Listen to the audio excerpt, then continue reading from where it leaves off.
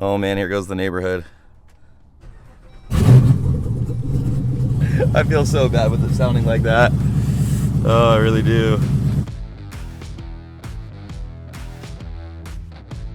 What's up, Brite Nation? So I'm gonna take the stepchild by myself on a little field trip, but Jet Hot has not got us back the exhaust yet. So we're running open headers, which means, unfortunately, I can't drive it to where I want to go. I'm gonna trailer it. You don't think I could drive 9 hours with open headers? Here, let me show you why.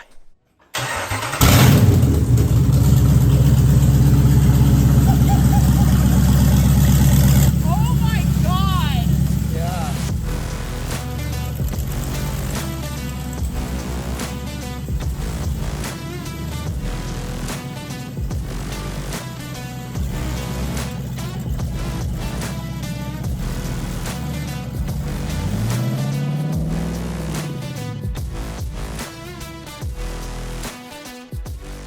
And that's exactly why I can't drive it for 9 hours right now. I wanted to. Wanted to take a little road trip in the stepchild, but yeah, that's not gonna happen. I also needed to use ramps to load it up because all our tires here are on ice. And just like that, we're here. 9 hours later anyway. I was gonna film some, but it was a pretty uneventful drive. It's always beautiful, but let's just get to like the meat and potatoes of it and get this done, what we're doing, so the stepchild can finally be 99% ready, and then we'll clean up the rest when we get back to the shop with Chris. But let's go have some shock fun. Whew, it's chilly. Get to turn on the cat skin heated seats here. Oh man, here goes the neighborhood. Yeah. I feel so bad with it sounding like that. All right, guys, so we're back at ADS, and we're with Tyler again. He's the man. He's just the man here. I called him last minute, and I was like, hey, running into some issues. Do you have any time before hammers? Because this is right now hammer crunch time, right? We're leaving in not very many days. Yeah. Now, this is your first time seeing the Jeep since we brought it back last time. It doesn't even look the same. Yeah. It's completely different. I know it's the same one, but it's more finished. Like, it looks completely finished. Yeah, the shock's been great. We've tested them.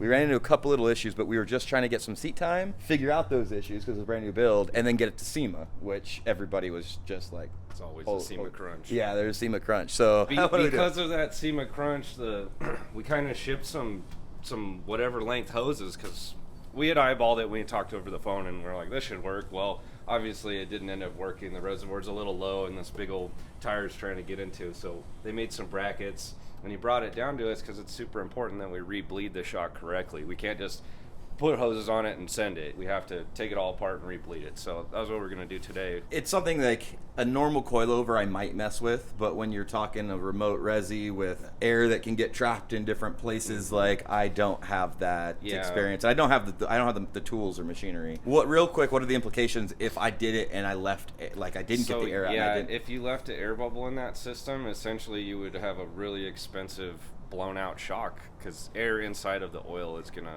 perform like a blown out shock, or what we would call blown out, an emulsified shock. You've got a reservoir shock that's not working correctly, so it would be no good. It would build heat. It would be real sloppy. Right, so it just wouldn't perform. Could you actually damage things inside when the oil got that it area? Could over time. It would cavitate in there and start tearing stuff up. They're super tough, but you don't want to be tearing up your stuff. Right. And so again, that's why I was like, okay, it's 9 hours each way, a hotel for a night or two, but honestly worth it because the amount of time and energy that's gone into this, why shortcut it now? Exactly. So I'm gonna work on Chris's contraption here. There's this bracket comes down to hold this, and then there's a new bracket that goes to here that comes up in here for the new. It's a whole thing. So I'm going to work on this for a little bit. It's first thing in the morning, so I'm sure he has some work to do while I'm working on this. Emails, and then I'll jump back out here. Okay. We'll see how it goes. All right, I'll get it racked up and good to go. This is why I hate working on stuff. All this came out no problem. Good to go. Just trying to figure out, how Chris did all this. Not a big deal. So I'm like, cool. Other side should be quicker. No problem, right? Well, it should be. But there's always just that one bolt. Everything else has come off. Everything else is ready to go. But there's just this one little guy right here, and it's a little tiny freaking Allen. And I hate Allens because when they do kind of get stuck, they round out. I'd much rather the thing just shear off and not have the bolt anymore than to round it out, and now I have to drill it out.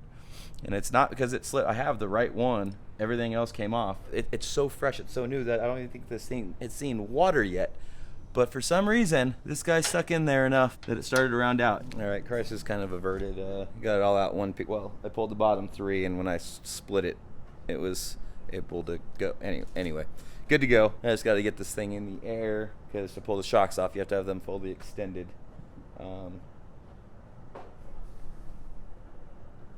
Hopefully I have the tools to take them off. Maybe they have some tools here. That would help. All right, so we got the coilovers out, and we got our mock can up here, and you can see the fender liner where it used to go. So obviously we're gaining. I'm not gonna get into that. Instead of messing with the coilover, Tyler had a great idea. He's like, let's just put a top cap in there so we're not messing with it. So we'll have a top cap hanging in there, and now we can kind of figure out how to route this. And this is why we brought the Jeep instead, because I was thinking, why did I even bring the Jeep? We could have just given you measurements, but if it's too long or an inch too short, like then you run into the same. This will be the way to do it. Yeah, for sure. Then we can get it rotated exactly where it needs to be and have it just like that. So that is our temporary mock-up for now, and then we'll start running some stuff and see what we come up with. So we just got everything mocked up. It all looks really good. The good news is I don't have to put it all back together.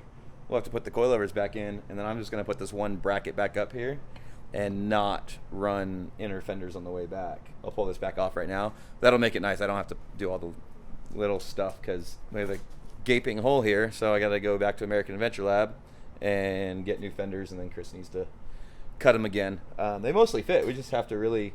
Well, before he had to cut this out for it, but now he just needs to cut a hole for the hoses, and then just this here for the tower, like for the actual coilover. So it makes that pretty easy. And he already has this, so he can just lay it over the new one, cut it out, and I guess we got to paint them. Whatever, that's not a big deal. But it is cold out, and that is kind of a big deal. Trying to paint in like freezing cold weather does not work. But yeah, this is going pretty quick and easy here. Okay, so here they are actually all apart, and if we look at them, does everything look pretty good? Yeah, it looks pretty good. You can tell it's starting to get some miles on it. One of the first things we look for is the piston wear band. You can start to see some wear on it right here, just like some of that glittery where the coating's wearing off. Gotcha. But that's normal. Looking. Nothing to worry about. Yep, looking good, nice and Cool. uniform. Yeah, I haven't heard them yet. Hopefully, so these right here. So this is the actual limiters for them inside, and this keeps like the shaft from bending, right? Like yeah, if you, so that's your stroke limiter. That's what's going to limit how far out your shaft is going. And so if you look at it in the body, your piston's way down here, opposed to if it was further up, you got even more leverage on the shaft when it's fully extended. So that's just another like safety precaution, as well as keeping it the exact dimensions. Yeah, so that thing is pretty important. People do remove them on shorter shocks to have more, but that's not if you're. That's maybe if you're only crawling. If you're going to be jumping it or extending and coming down on heavy vehicles, then that keeps it from actually bending. So these were the hoses that were on it, and this was just like we weren't sure. And now you can see how much longer we actually needed to go. And luckily, these are an off-the-shelf length, so that makes it super easy. Well, a lot quicker anyway. They didn't have to measure and cut and do something custom. So this makes it really nice. You see, like their tools they have here for all this. Could we do it? Yeah, but like they have a whole station. They have everything that they need, and it's going to be done right. And I didn't want to mess anything up here, but this makes it definitely super nice. They have these aluminum jaws, and they have this whole set up so they can literally hook the lines up and have everything set right. And like this is one of those things that I wouldn't have at home. So it's like a T-handle that's threaded that goes into the reservoir, and there's a piston in here, and it's set at a certain height. But right now he's gonna push.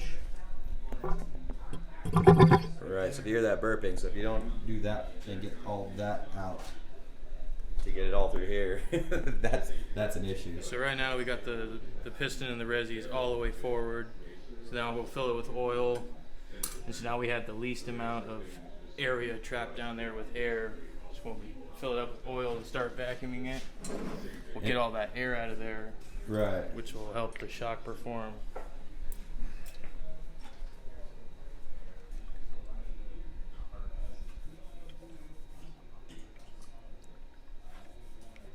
There's some of the big bubbles coming out. So you let that set a little bit and then keep filling it back out. Yeah, I'll let it sit for just a minute, and then I'll cycle the resis a few times just to get any of the extra big air bubbles out of there, and then I'll go ahead and set up the vacuum. Start really getting all the air out of there. Yeah, so he's like, all this is just a super critical part to get it right. And so now he can take that handle. You can see how the oil, as he pulled that out and pulled all the oil in, and then as he slowly pushes that out, it's going to start basically any void of bubbles that were in the hose or anywhere in there. It's trying to, yeah, just like that.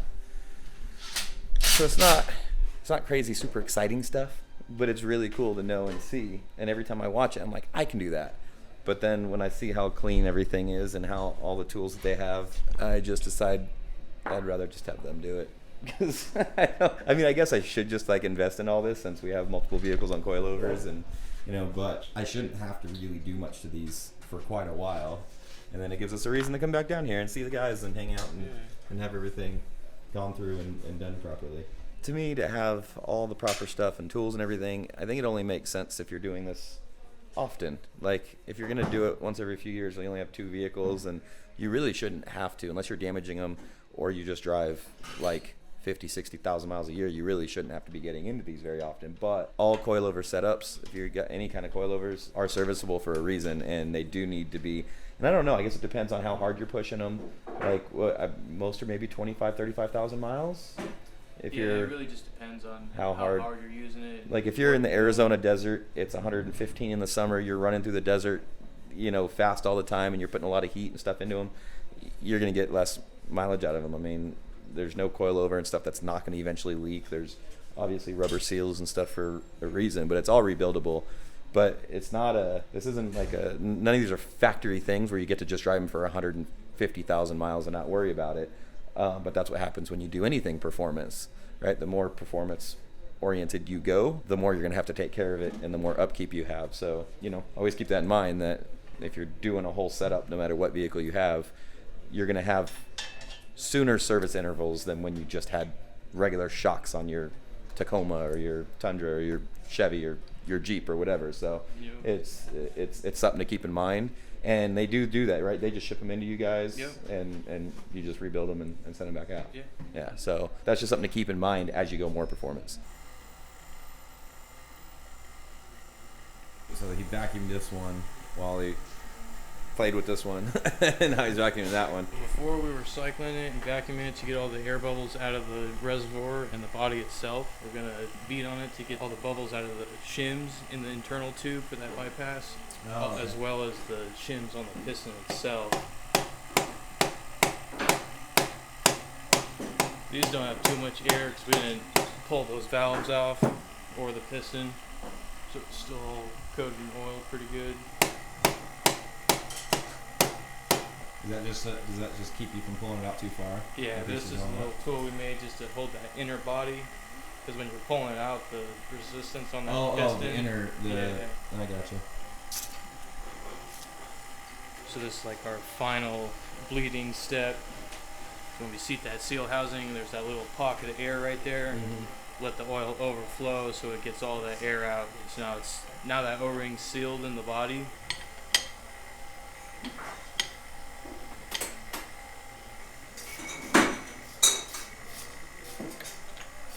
So before we fully seal this up, we're actually going to flip it over so we can let all that oil that was overflowing spill out of those threads, so then you don't have any, little leak, what looks to be a leak later on. I get it, because then people see. Yeah, they see oil right here and think it's leaking, but it's just part of the building process, is to flip it over and get the remaining oil out of there.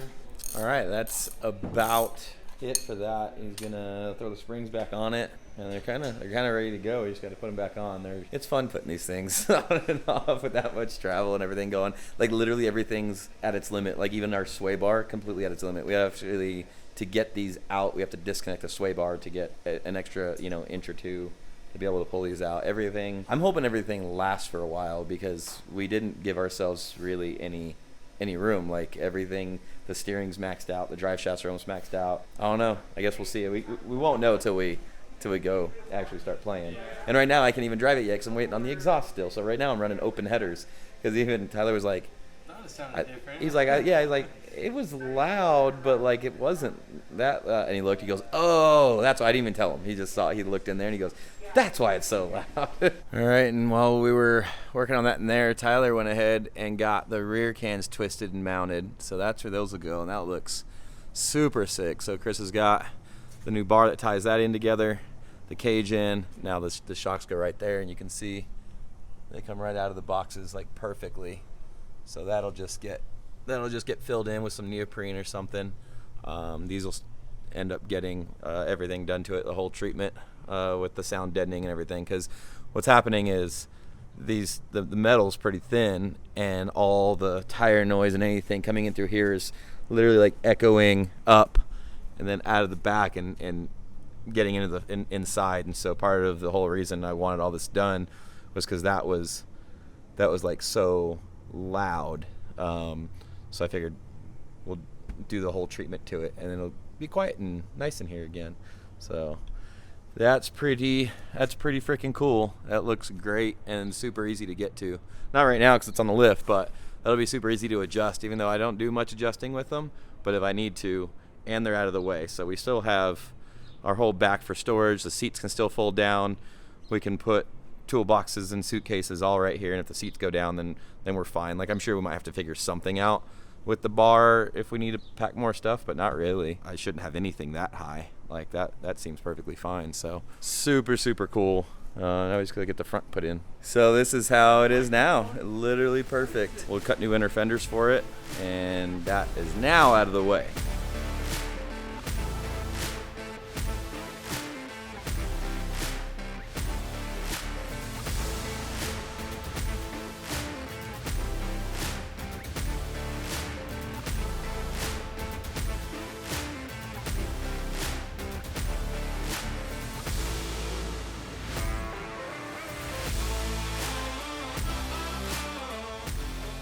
So it's all done and good. Just putting the sway bar back on it, and for some reason the nut doesn't want to go on the Heim. Just wrestling with that, which sucks. That's all I gotta do. Put that on, lower it down. We're good to go. Came out super sick. It is perfect. We measured tire to the hose, and it's just past 16 inches. So there's no way to get into it. But it's always like one little thing, and it's like literally the last thing. It's always just that one little thing. All right, so the fender liners aren't going to fit right now, or at least I don't want to put them in and dick with that. So that's the new position. They are completely out of the way. Full droop. We had measured from the tire up to the hoses, and we were just past like 16 inches, so we're right at, so we should be perfectly fine. Thank you so much. No problem. Appreciate it. Tyler, ADS, but you don't have to talk to this guy. He's usually busy. Yeah. Should I talk to anybody specific, or just call up if they need anything? Just call in. We'll take care of you. Yeah, you guys just are call in. really good here. All right, finally home. I'm gonna go unload, and back to the freezing cold. I'm gonna go unload, and we'll see what Chris and Brittany think of the new can location. And I got to make a call to AAL, American Adventure Lab, to get new inner fenders so Chris can cut those. All right, I got Brittany and Chris. So we're gonna walk over. It's cold. You guys get to see it. It's cold. I know. I told him to wait. We got her out of bed just for this, so it better be good. I've seen it, and it looks sick as hell.